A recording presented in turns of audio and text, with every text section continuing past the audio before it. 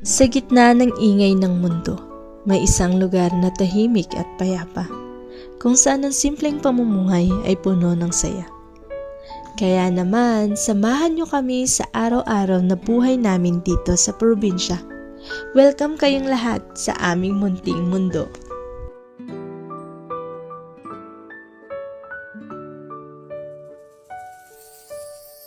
So yun, aking mga online kumares, pagkatapos naming mag-breakfast sa bahay, binisita naman namin yung aking kapatid kasi malapit na siyang manganak at masiyes. So ito na pala yung mga alaga nilang rabbit. Start sa isa, tapos dalawa binigay ng boyfriend ko and naparami na nila guys. So hindi na ako nakapag-vlog doon, may konting chika-chika.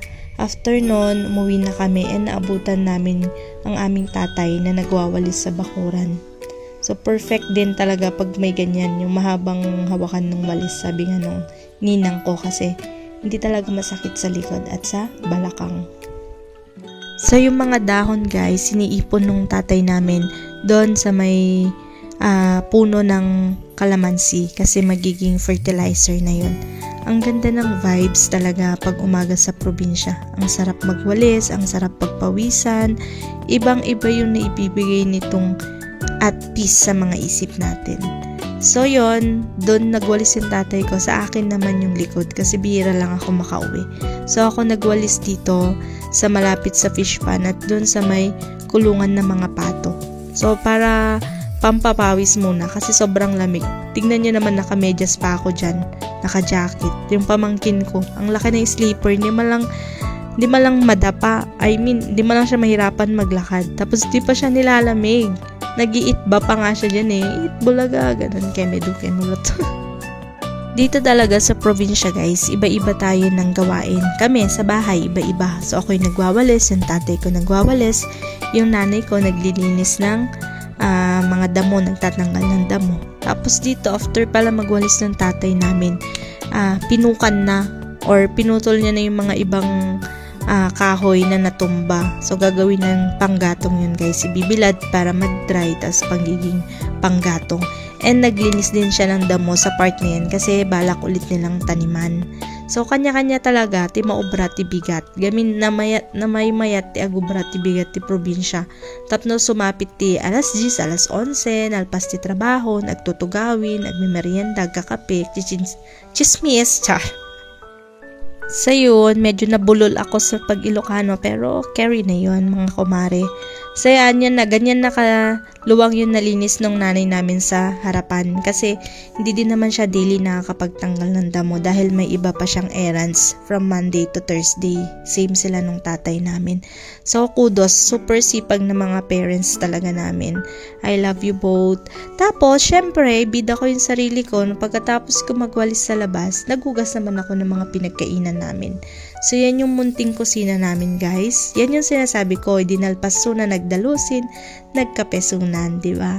Yun yung masarap sa probinsya Yung konting galaw magkakape ka, ay ang sarap, perfect. Pero hindi din advisable, syempre, na maraming coffee yung intake natin sa katawan natin.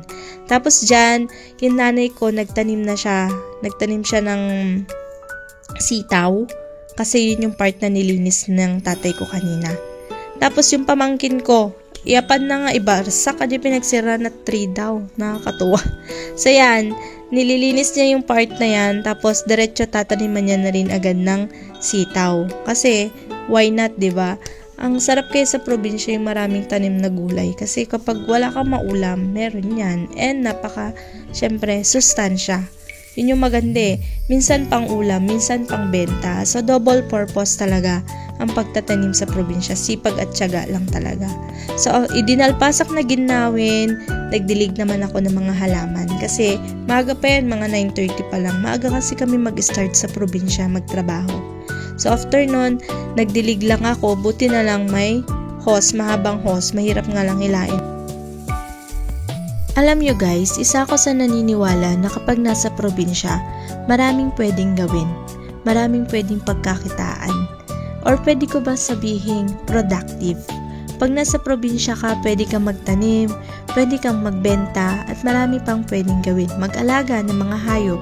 So, magiging side hustle na yun o extra income basta may sipag at tiyaga. Kaya isa sa pangarap ko talaga yung magkaroon ng small farm.